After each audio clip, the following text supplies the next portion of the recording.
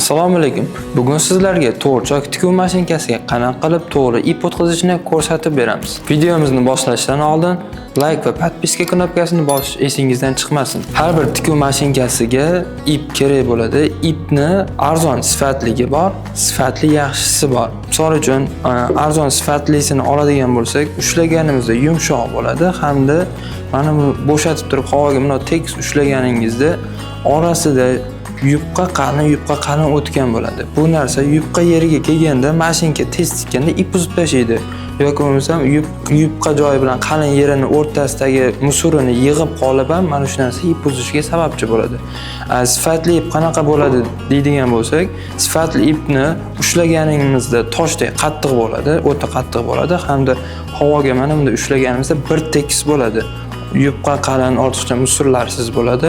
Keyin mana buni ushlab turib uzganimizda ham yaxshi sifatli ip uzilishi qattiq bo'ladi. Mana bu narsa ishimizda sifatli tikishimizda ham yordam beradi. Sifatli ipni olganimizdan keyin mashinkamizni mana bu yerga qo'yib olamiz.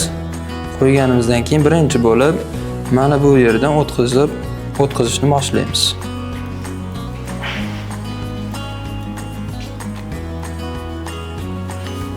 Bu yerdan o'tkazib bo'lganimizdan keyin mana bu yerda 3 ta teshikli temiri bor.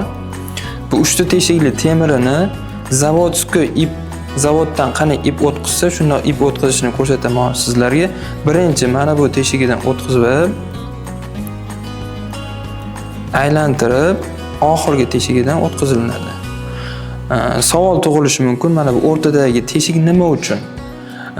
Sifatsiz oddiy sifati past ip qo'yganimizda ipimiz bo'sh kelib burunchasini qancha qotirsak ham bo'sh keladigan bo'lsa, o'shanaqa holatda mana bu o'rtasidan ham o'tkazsak ipimiz og'irroq kelib, qattiqroq keladi. Bu material orqasi bo'sh tikmasligi uchun qo'yilgan. Bu yerdan o'tkazib olganimizdan keyin mana bu yerdan o'tkazamiz.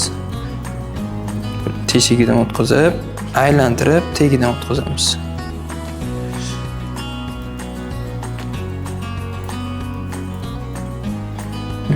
Aylanib, bu yoqdan o'tib, keyin ham ikkita kichkina talkaning orasidan o'tadi. Bu yerdan o'tgandan keyin to'g'ri pastga tushiramiz.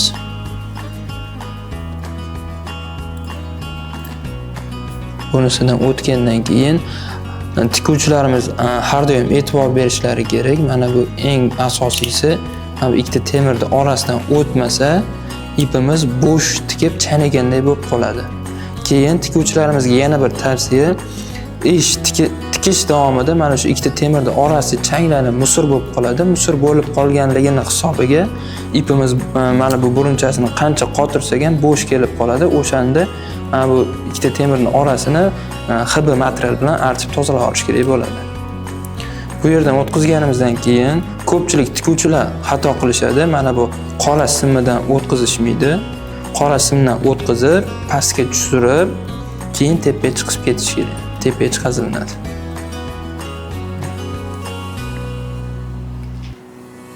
Hop, tepadan bu o'rtadagi temirdan o'tkazib olamiz.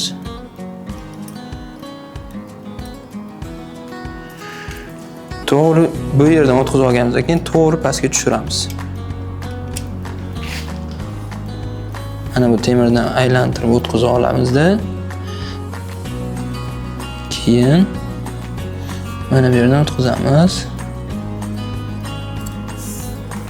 Oxirgisi to'g'richoq tikuv mashinkalarining barchasida ninaning ipi chapdan o'ng tarafga qarab o'tkazilinadi.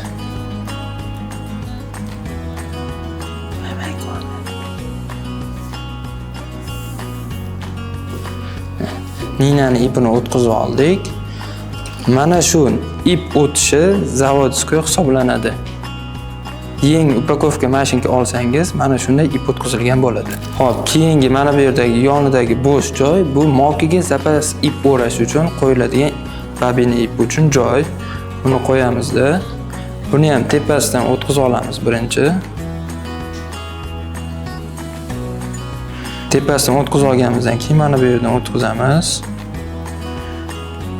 Birinchisidan o'tgandan keyin mana bu temirning orasidan o'tkazib, keyin mana bu yerdan o'tkazamiz. Ikkinchi teshigidan. Bundan keyin o'rab qo'yib, mana bunisini bundoq qilib qo'ysak, tikish davomida o'raydi. Agar bundoq qiladigan bo'lsak, o'ramaydi. O'zi o'rab bo'lgandan keyin avtomatik to'xtaydi.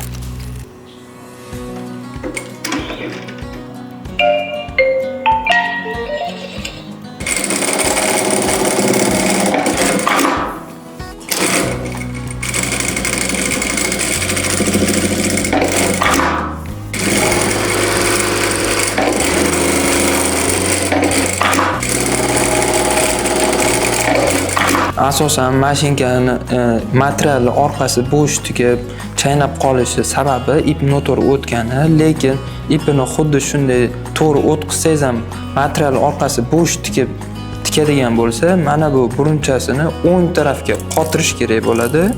Qotirib tikib ko'rasiz. Choki yaxshi bo'lsa bo'ldi. Agar yaxshi bo'lmagan bo'lsa, choki yaxshi bo'lguncha mana shu burunchasini o'ng tarafga qotirib tikib ko'raverasiz. Choki yaxshi tarafga o'zgarguncha tikib ko'raverasiz. Agarda materialni ushlab mana bunda ozgina tortganingizda tirsillab uzadigan bo'lsa yoki bo'lmasa materialni burishtirib qo'yadigan bo'lsa, burunchasini chap tarafga bo'shatish kerak bo'ladi. Materiallar qalin, yupqa, ipni tortishib, bo'shligiga mana shu narsa javob beradi. Mana shu narsa orqali qotirib bo'shatishingiz mumkin. Asosan tikuv mashinkalarining barchasiga ip o'tishi xuddi shunday bo'ladi. Oddiy to'rtchok F6 mashinkasidan to avtomat mashinka MH2 gacha barchasi xuddi shunday o'tkaziladi. Mashinkani ipini to'g'ri o'tkazib foydalanish bu sizni chokingizni sifatini ta'minlab beradi. Agarda mashinkalarimizni xarid qilmoqchi bo'lsangiz, quyidagi raqamlar orqali xarid qilishingiz mumkin.